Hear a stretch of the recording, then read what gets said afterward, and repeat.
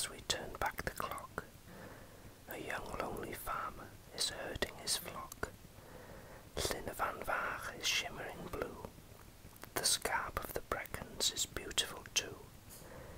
Inspired by the blender of the fairy tale lake, the hard-working lad, he stops for a break. And from the deep waters a maiden pops out, the prettiest in the world without a doubt. The farmer is smitten and asks her to wed, but the lovely young lady is not impressed with his bread. So he returns the next day with a freshly baked loaf.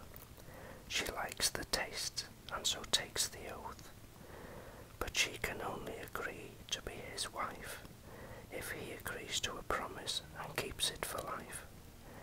If he strikes her 3 times, thus committing 3 sins, she'll divorce him at once and return to the Llyn. The farmer agrees, being a reasonable fellow. By nature he was very peaceful and mellow.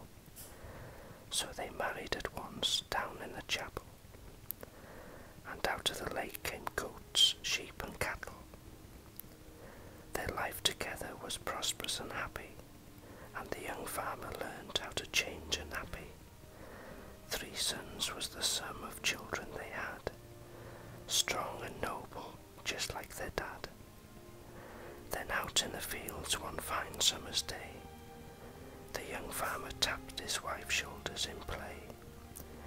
Oh dearie me, what a terrible bad luck. He knew right away at the first blow he'd been struck.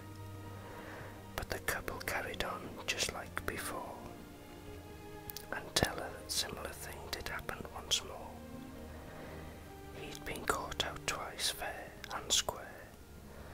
The young man knew that he had to take care, but one day his wife laughed in a really odd way. He shook her hard to see if she was okay. "I'm sorry, my dear," with a smile she said. "Looks like our marriage is officially dead."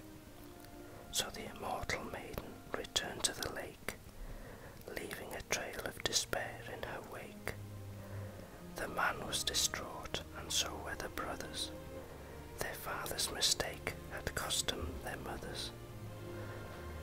To the lake every day the boys would come, hoping to catch a small glimpse of their mum. Years went by with no luck until she came to tell them they could cure the ill.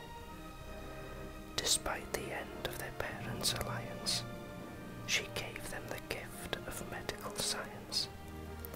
Then alas, the poor lady left with a sigh, and the lads returned to their farm in Merthai. With their mother's present they came back pretty slick, soon mastering the art of healing the sick.